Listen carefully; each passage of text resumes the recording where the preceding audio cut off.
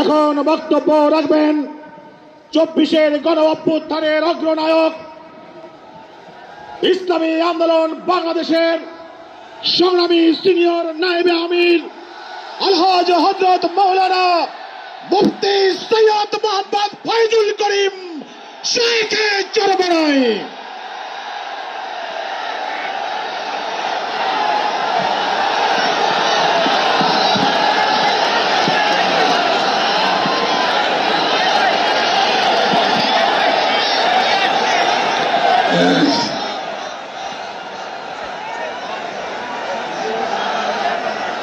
আসসালামু আলাইকুম ওয়া রাহমাতুল্লাহি ওয়া বারাকাতুহু। নাহমাদু ওয়া নুসাল্লি আলা রাসূলিল কারীম, আম্মা বাদ। ফাআউযু বিল্লাহি মিনাশ শাইতানির রাজীম। বিসমিল্লাহির রহমানির রহিম। ইনিল হুকমু ইল্লা লিল্লাহ। সাদাকাল্লাহুল আলিয়্যুল আযীম। সবাই পড়ি সাল্লাল্লাহু আলাইহি ওয়াসাল্লাম। ইসলামী আন্দোলন বাংলাদেশ কর্তৃক আয়োজিত আজকে মহাসমুদ্রের সম্মানিত সভাপতি আমাদের শেরে তাজ হযরত পীর সাহেব হুজুর চরমনাই দামাত বারকাতুহুল আলিয়া, মঞ্চে উপবিষ্ট জাতির শ্রেষ্ঠ সন্তান শ্রদ্ধাভাজন ওলামায়ে কেরাম, ইসলামী দলের নেতৃবৃন্দ, অন্যান্য দলের নেতৃবৃন্দ, সামনে উপবিষ্ট ইসলাম প্রিয় দেশপ্রেমী ভাইয়েরা আমার, আজকে সম্মেলন কেন? আমরা পিআর সিস্টেমে নির্বাচন চাই, সংখ্যানুপাতিক হারে নির্বাচন চাই। বিএনপি কেন মানছে না? বিএনপি তো দাবি করেছে আমরা জাতীয় সরকার গঠন করব, এটা বিএনপির দাবি। আর জাতীয় সরকার গঠন করার জন্য সবচেয়ে ভালো পদ্ধতি পিআর সিস্টেম নির্বাচন। জাতীয় সরকার সর্বদলের অংশগ্রহণমূলক সরকার, আর সর্বদলের অংশমূলক সরকার গঠন হতে পারে একমাত্র পিআর সিস্টেম নির্বাচনের ভিত্তিতেই। তাহলে কেন বিএনপি মানছে না? কারণটা কি? আমি তো বুঝি না। অবশ্যই বিএনপিকেও পিআর সিস্টেমে নির্বাচন মানা উচিত। সংস্কার চাই। বিএনপি বলছে আমরা সরকার গঠন করে ক্ষমতায় গিয়ে সংস্কার করব। প্রথম প্রশ্ন হলো এই, আগামীতে বিএনপি ক্ষমতায় যাবেন, এই গ্যারান্টি আপনি কে দিয়েছে? আপনি কিভাবে ভেবেছেন যারা 91 থেকে 96 পর্যন্ত ফেল করার কারণে 96 ক্ষমতা আসতে পারে নাই, আবার 2001 থেকে 2005 পর্যন্ত দেশ চালাবার কারণে 2008-এও তারা ক্ষমতা আসতে পারে নাই। 2001-এ বিএনপি ইশতেহার ঘোষণা করেছিল, সেই ইশতেহারের মধ্যে 10%ও বিএনপি বাস্তবায়ন করতে পারে নাই। এমনকি 2001-এ বিএনপির ইশতেহারের 1 নম্বর শর্ত তারা পালন করতে পারে নাই। আমি বিশ্বাস করি আগামীতে ক্ষমতায় কে যাবে না না যাবে আমি জানি না, কিন্তু বাংলাদেশের জনগণ কোন দুর্নীতিবাজ, চাঁদাবাজ, দখলবাজ, খুনিদেরকে আর ক্ষমতায় নিবে না। বাংলাদেশের জনগণ রক্ত দিয়েছে, জীবন দিয়েছে বাংলাদেশে চাঁদাবাজি করার জন্য নয়, খুন করার জন্য নয়, দেশকে দখল করার জন্য নয়, দুর্নীতি করার জন্য মানুষ রক্ত দেয়, জীবন দেয় নাই।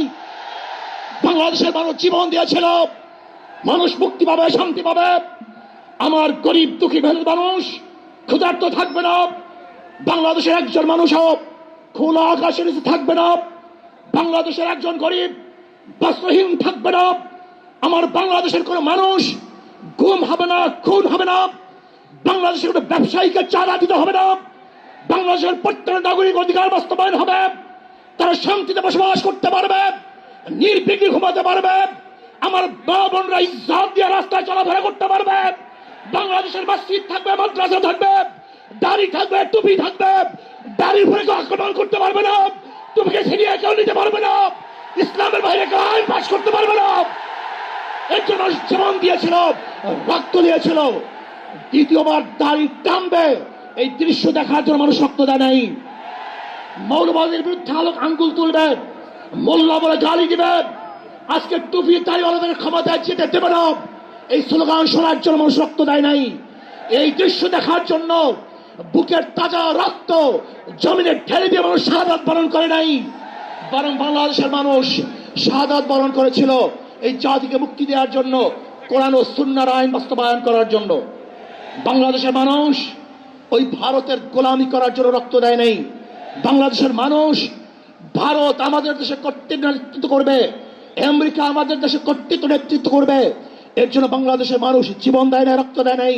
বাংলাদেশের মানুষ সাধন, তারা নিজেরা আইন প্রণয়ন করবে, নিজেরা সংসদ পরিচালিত করবে, তারা নিজেদের পায়ে দাঁড়াবে। বাংলাদেশের মানুষ জীবন দিতে পারে, কিন্তু কার গোলামি করতে পারে না। প্রিয় ভাইয়েরা আমার, আমি বিশ্বাস করি আজকে মঞ্চে যারা আছেন, যদি আমরা মুনাফিকি না করি, মঞ্চে যারা আছে যদি মুনাফিকি না করি, মুখের এবং কাজের কথা যদি একসাথে থাকেন, মুখের সাথে কাজের যদি মিল থাকেন, আমি এই লক্ষ জনতার সামনে কসম করে বলতে পারি আগামীতে ক্ষমতায় যাবে ইসলাম, ক্ষমতায় যাবে ইসলাম, কোনো সন্দেহ নাই।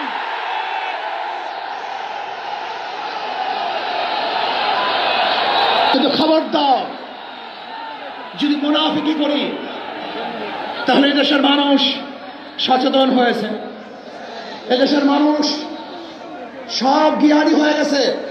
বিশ্বাস করবেন না, একজন রিক্সাওয়ালা, ঠেলাওয়ালা, কুলি মজদুরের বক্তব্য শুনলে আমরা আশ্চর্য হয়ে যাই বাংলাদেশের মানুষ কত সচেতন, তারা কত সচেতন হয়েছে। যদি আমরা মুনাফিকি না করি, যদি আমরা ঐক্যবদ্ধ থাকি, বাংলাদেশে একটা বাক্স ইসলামের নামে দিতে পারি। যেরকম আমেরিকা এবং ওই জারস ইসরায়েল ইরানের আক্রমণ করে ভেবেছিল মুহূর্তের মধ্যে নিচ্ছিন্ন করে দিবে, কিন্তু আক্রমণ করার পরে দেখেছে ইরানের গুহার থেকে কোথার থেকে বোম মিজাইল চলে আসছে। আমেরিকা এবং ইসরায়েল যেরকম অনুভব করতে পারে নাই, বাংলাদেশের বুকে যদি একটা বাক্স দেওয়া হয়, বাংলাদেশের ঘরের থেকে এমন মিসাইল বের হবে, এমন বোমা বের হবে, গোটা বাংলাদেশ থেকে, গোটা দুনিয়া থেকে ইসলামের দুশ্মন থেকে ধ্বংস করে ফেলবে ইনশাআল্লাহ। ঐক্য হন, মুনাফিকি করবেন না, একসাথ হন, ঐক্যবদ্ধ হন, এইটা আমার মেসেজ থাকবে। যদি ঐক্যবদ্ধ ভাবে ক্ষমতার লোভকে সংবরণ করে, আমি ক্ষমতায় যেতে চাই না, ইসলামকে ক্ষমতায় নিতে চাই। আমি ক্ষমতায় যাইতে চাই না, কোরআন ও সুন্নাহকে ক্ষমতায় নিতে চাই। যিনি আদর্শ লালন করেন, এই নীতি আদর্শ যদি গ্রহণ করেন, ইনশাআল্লাহ নাসরুম মিনাল্লাহি ফাতহুন করিব, অবশ্যই সাবিরিন, সেই দিন আসতেছে। আমি দেখতেছি, মহাজ আমার চোখের সামনে আমি দেখতেছি, ওই সংসদের মধ্যে কলেমার কথা হবে, কোরআন ও সুন্নাহর কথা হবে, লা ইলাহা ইল্লাল্লাহ উচ্চারিত হবে। গোটা বাংলাদেশের মানুষ শান্তিতে বসবাস করতে পারবে, জুলুম থাকবে না, অত্যাচার থাকবে না, অবিচার থাকবে না। প্রত্যেকটা মানুষের প্রাপ্তি তাদের ঘরে ঘরে পৌঁছানো হবে।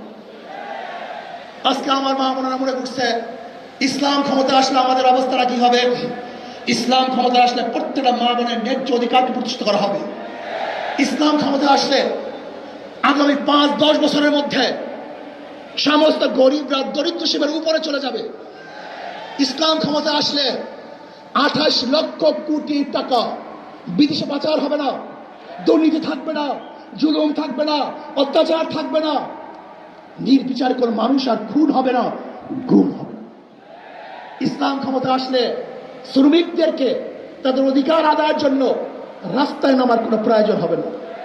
ইসলাম ক্ষমতা আসলে কৃষক, শ্রমিক, মজদুররা তাদের অধিকারকে প্রতিষ্ঠিত করার জন্য ইসলামী সরকার তাদেরকে নিয়ে কমিটি গঠন করে তাদের প্রাপ্তি তাদের কাছে পৌঁছায় দেবে। আসুন, ইসলাম হুকুমাত কায়েম করার জন্য আমরা চেষ্টা করব। আজকে আমাদের এই জনসভায় যশোর থেকে আমার কিছু ভাই আসার সময় তারা অ্যাক্সিডেন্ট হয়ে শাহাদাত বরণ করেছে। আল্লাহ তাদেরকে জান্নাতুল ফেরদাউস দান করেন। আমার অনেক ভাইয়েরা আহত অবস্থায় আছে, আল্লাহ পাক তাদেরকে সুস্থ করে দেন।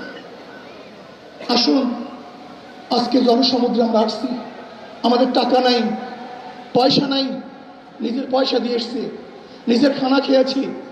এই জাতিকে, এই দলকে, এই কাফেলাকে গোটা দুনিয়ার কোনো প্রশক্তি পরাজয় করতে পারবে না, থামিয়ে রাখতে পারবে না।